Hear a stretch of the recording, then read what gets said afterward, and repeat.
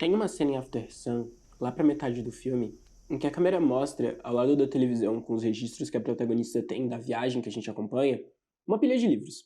O enquadramento é próximo o suficiente para que as lombadas sejam visíveis, e eu não pude evitar, nos poucos segundos enquanto a olhada narrativa repousava naquela imagem, memorizar os títulos.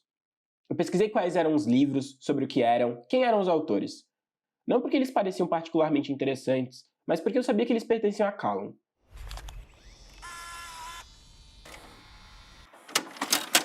A esse ponto, os sinais do turbilhão mental pelo qual ele estava passando e o empenho dele em esconder isso da filha ficavam cada vez mais claros, e me faziam olhar para o filme em busca de detalhes que pudessem esclarecer melhor o que exatamente passava pela cabeça dele. Eu não descobri nenhuma informação nesses livros que levasse a alguma epifania sobre o filme, além dessa noção vaga de que o Callum estava passando por algo. O que não quer dizer que não exista algo de específico ali que alguém mais atento possa descobrir e que enriqueça a obra. Mesmo que eu acho que às vezes as pessoas ficam um pouco fissuradas demais em encontrar a leitura literal para a arte narrativa.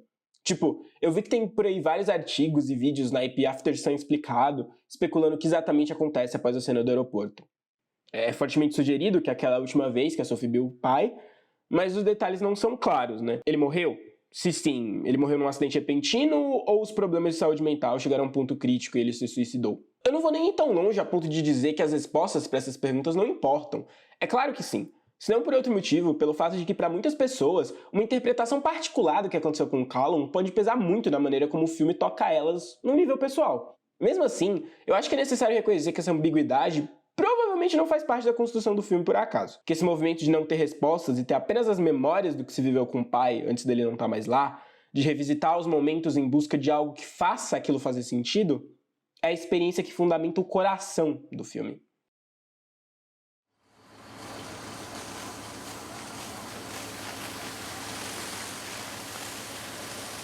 Dá pra traçar uns paralelos entre After Sun e um outro longa-metragem protagonizado por uma menina mais ou menos da mesma idade da Sophie, que é o The Florida Project, de 2017, dirigido pelo Sam Baker. Ambos são contados através da perspectiva de uma criança e focam primariamente no relacionamento dela com uma figura parental nos últimos momentos dos dois antes de um evento que os separa.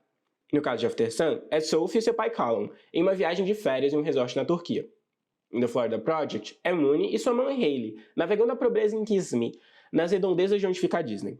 Em ambos, a exploração dos temas adultos é feita através da perspectiva inocente de uma criança, perspectiva essa que guia os elementos audiovisuais da narrativa, o enquadramento, a iluminação, o posicionamento dos atores em relação à câmera. Mas os dois filmes diferem nessa abordagem de maneiras interessantes, apesar de construírem gradativamente uma tensão emocional que explode em cada uma das respectivas conclusões.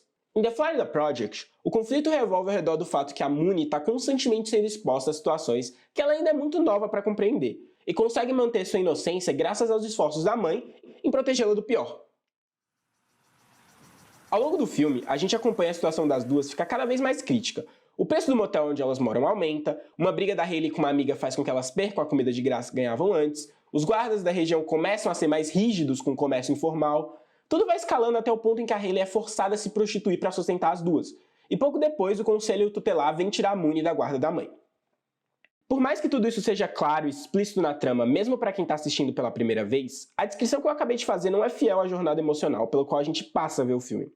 Porque a gente acompanha tudo pela perspectiva da Mooney, e até a ruptura trágica no final, nada disso tem para ela a gravidade que tem para o adulto. É tudo ruído de fundo, elementos que ela percebe, mas aos quais ela não dá foco narrativo.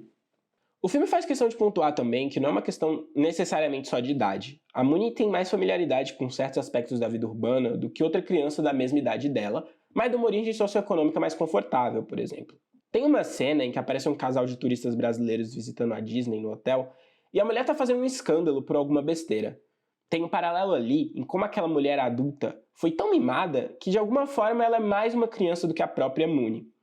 Enquanto a adulta Disney usa seus recursos para se manter perpetualmente infantilizada, a Mooney, que de fato é uma criança, não tem acesso a esse mundo mágico de personagens e picolés em formato de orelha do Mickey. Ela tem que viver a sua criancice do jeito que dá, nesse espaço entre a fantasia do qual ela está trancada do lado de fora e a realidade da qual a mãe dela está tentando preservar ela, até que o mundo a force a abandonar a infância cedo demais. O amadurecimento da Mooney não acontece de uma vez só. Ele é o resultado acumulativo desses momentos e situações no qual ela toca as bordas afiadas da redoma, mesmo que precária, que a Hayley colocou ao redor dela. No final do filme, Vemos ela agarrar a amiga e correr para dentro dos portões desse mundo lúdico, justamente no momento em que ela é arrancada violentamente no sentido oposto. O momento em que a transição dela de criança para alguma outra coisa se cristaliza.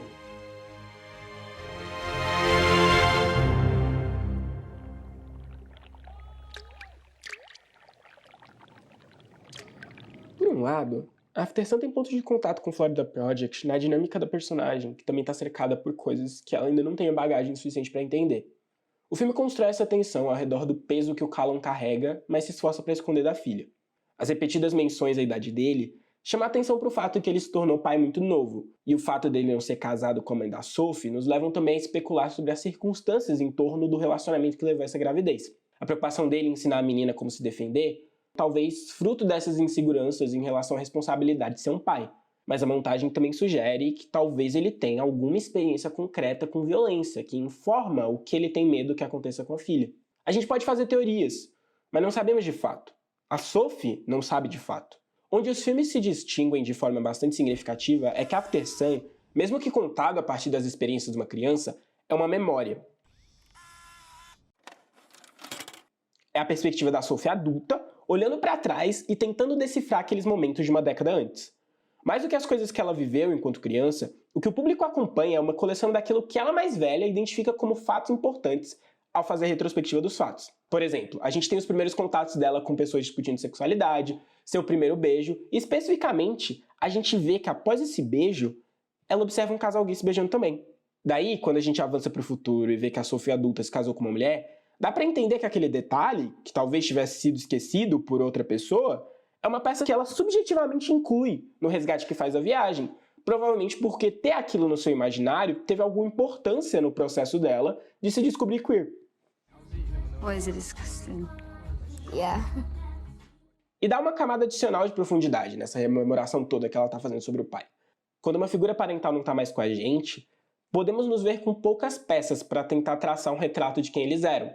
Mas tem um pedaço de evidência sobre quem os seus pais eram que todo mundo tem, que é a si mesmo. Se seus pais foram figuras ativas no processo de desenvolvimento da tua identidade, olhar para si pode ser uma ferramenta para entender eles melhor. E vice-versa.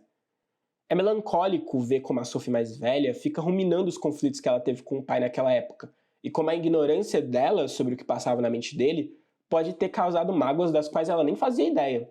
Tipo, quando ela diz pro pai parar de dizer que vai botar ela numa aula de canto, sendo que ela sabe que ele não tem dinheiro para pagar essas coisas, ela não acha que é nada demais. Para ela é muito mais frustrante o pai não fazer algo simples, como ir com ela ali no karaokê, do que não receber presentes caros. Não passa pela cabeça dela na época que não ter condições financeiras de proporcionar esse tipo de coisa para a filha pode ser algo que o Callum vê como um fracasso grande dele como pai. Mas a gente sabe que isso é algo que ela volta a refletir quando mais velha, porque uma das raras cenas do filme em que o pai aparece sem ela é ele voltando na loja para comprar o tapete. Ela não estava lá. Então aquela cena é o que ela imagina que aconteceu quando tenta preencher as lacunas entre o que ela viu, que é o pai decidindo que não ia comprar porque era caro, e o que ela soube depois, que é que ele de fato comprou o tapete, que ela sabe porque a gente vê que o tapete está lá na casa da Sophie adulta.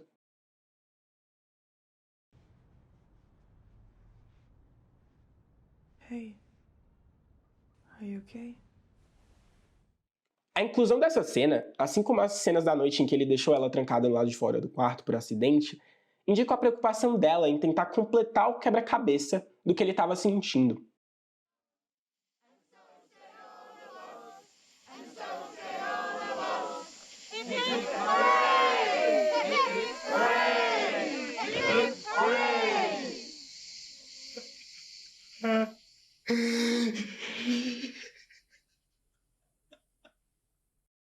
Eu não encontrei uma informação específica ao pesquisar os livros do Callum, mas eu encontrei uma sensação familiar. Nesse movimento de tentar entender uma figura emocionalmente importante e com um mundo privado cheio de mistérios, de tentar combinar memórias, registros e até traços de mim mesmo que poderiam ter vindo dela, eu me senti uma criança de novo, sentado à noite numa rede e perguntando para minha mãe sobre a juventude dela. E essa sensação, acessada via uma narrativa construída a partir do repertório pessoal da Charlotte Wells da posição de artista, orientou como eu, da posição de audiência, absorvi todo o filme. Eu até tenho as minhas próprias ideias do que rolou com o Callum depois e antes dos eventos que são mostrados no longa. Mas eu sinto que parte da potência que ele tem é que nas suas lacunas, ao deixar sua força dramática vir dessas emoções ambíguas e complexas, canalizadas pelas interpretações da Frank e do Paul, o filme pede de cada um que entregue algo pessoal de si mesmo.